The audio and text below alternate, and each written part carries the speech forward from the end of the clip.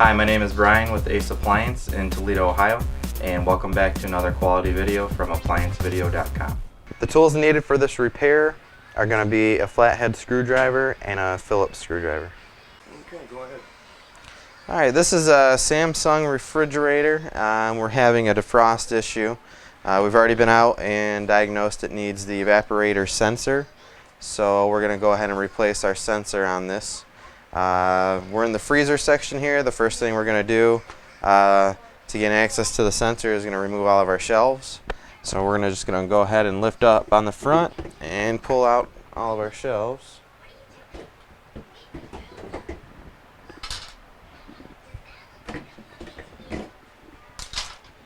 We've already taken out the bucket drawer at the bottom. Alright, next we'll remove our ice bucket bin, lift up and pull straight out. Alright, next thing we're going to have to do is remove our ice maker. To do that, there's two Phillips screws here. So we're going to go ahead and remove the two screws.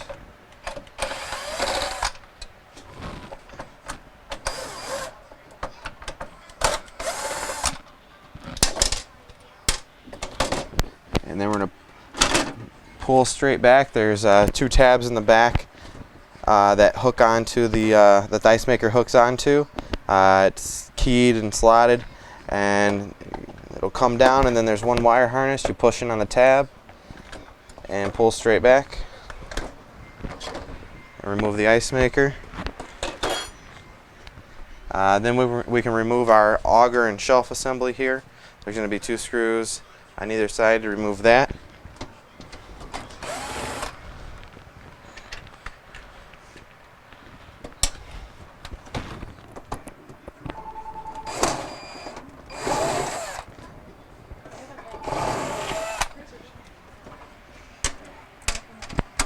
And we can slide our auger assembly out. There's going to be a wire harness in the back that we're going to have to disconnect. It's on the back left side there. I'm going to go from underneath here and pull it on the tab and pull straight out to release the harness. And we can slide the rest of this straight out. And to remove the lower back panel here, we're going to use a flathead screwdriver and remove the two covers to gain access to our upper screws. And we'll remove those two screws.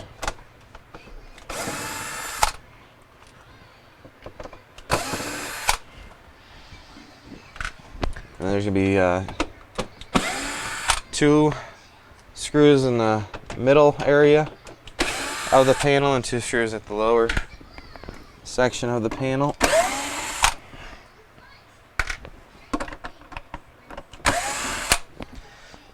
And now we can grab our panel and pull out. It's going to have some tabs that'll pop off and release once you get it.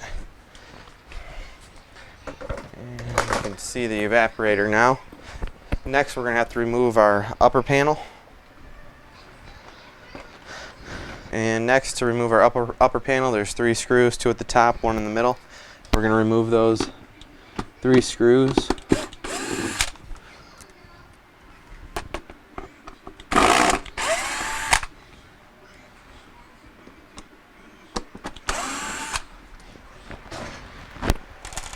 And now our back panel will pop off. It also has some tabs, so you have to pull on it to release the tabs.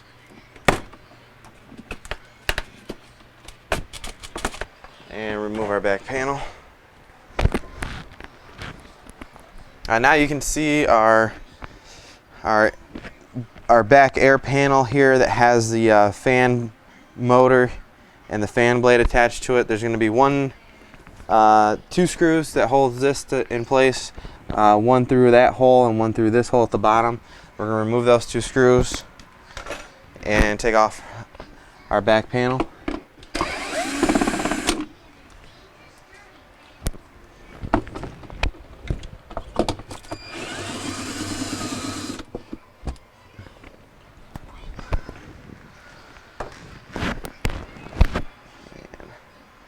The back panel has some tabs around the edges. There's going to be here here, here, here, here, here, and then 2 at the top.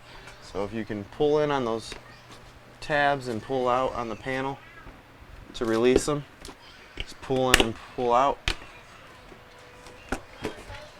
And we're gonna have 2 wire harnesses now that we have to release. We're just gonna push in on the tabs and pull the harnesses out, and we can now take our panel out. All right, here's our evaporator sensor that we're going to be replacing.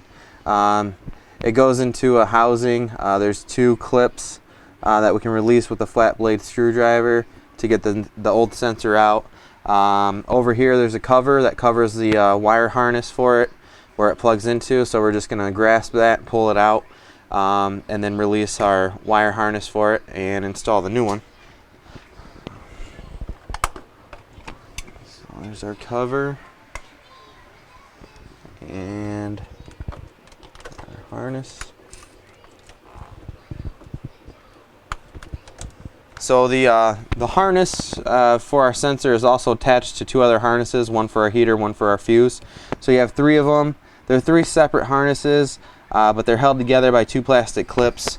I'll rotate this around so you can see the white and the clear, or I'm sorry, the clear and the red plastic clips that hold them all together. So we're going to remove the one at the lower one with the blue wires is for our evaporator harness, so we're going to need to release that to install the new one. So we're going to go ahead and release that, and also release the housing clips to be able to remove the sensor out of it. Alright, so we have our new sensor. We're going to reinstall our sensor back into our housing on the evaporator, and then reconnect our harness back with the other 3, and then reconnect everything. So now we have our new sensor back in place, and we also have our Molex connectors plugged back in. And in the middle there's a little white clip that all the wires go through and attached to the copper line right there. So we reattach that as well, and now we're ready to reinstall and put back together our freezer section. So for this, first thing we're going to do is replace our metal wire cover here. So we're going to install this over top of our wires. There's a notch out of the bottom for all the wires to come out of, and we're just going to push it in place. It has tabs on each side that'll lock it into the place there. And next we're going to be reinstalling our evaporator fan motor and panel cover. We're going to go ahead and rotate it so the fan blade's pointing outwards and get it back into place. We're going to have to connect our 2 wire harnesses for the evaporator fan motor and temperature sensor up at the top left corner before we can snap it into place. Now that we have our back panel for the evaporator fan motor panel back in place, we can reinstall our lower panel. So now that the panel's back in place, we made sure that our 3 tabs on each side and 2 at the top got pushed back in and snapped into place. We can reinstall our 2 screws.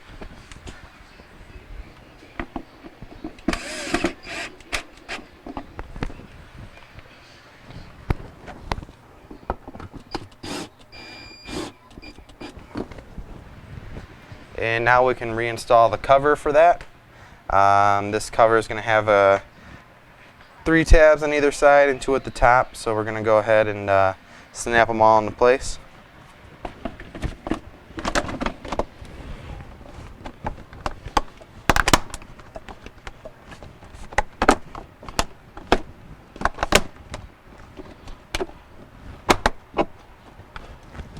And once we get it snapped in place, we can reinstall the 3 screws.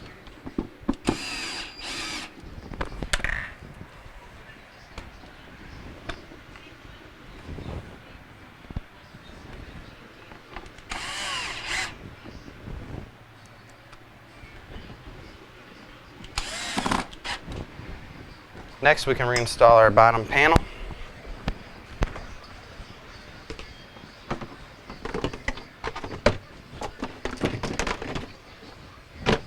And it's going to have some tabs we can press into place and snap and lock in, and then we're going to reinstall our screws.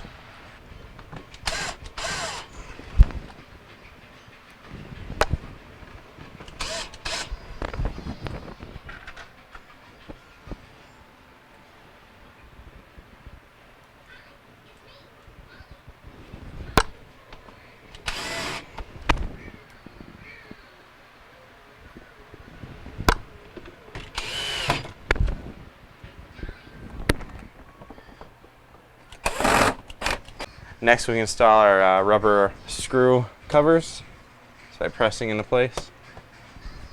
Now we're ready to reinstall our auger assembly, and we have the wire harness in the back we're going to have to install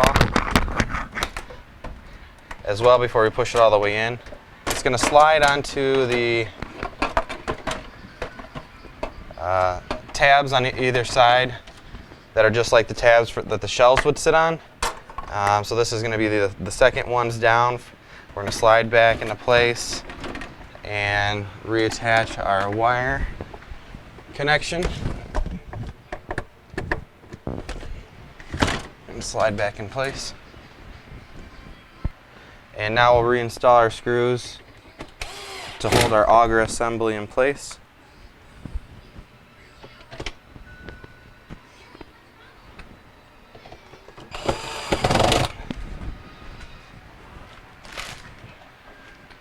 Next we can reinstall our ice maker. There's going to be the two grooves.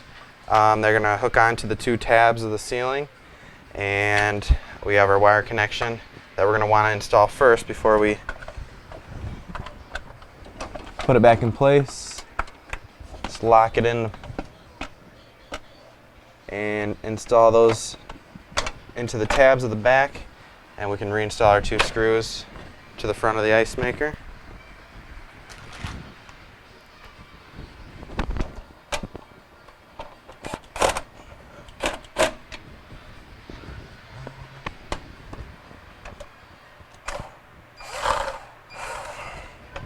And now we can put our ice bin back in place.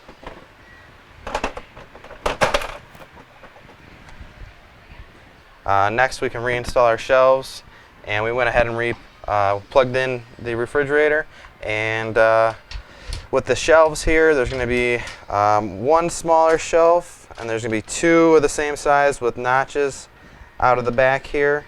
Those are the two with notches.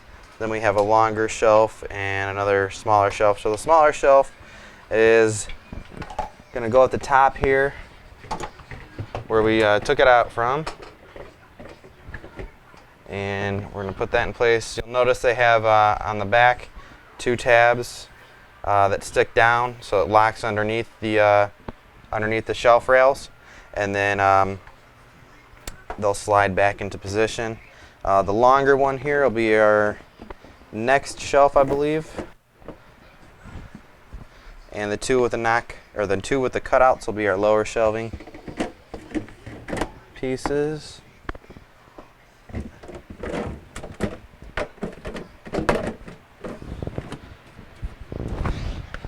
And also our bucket drawer for the bottom.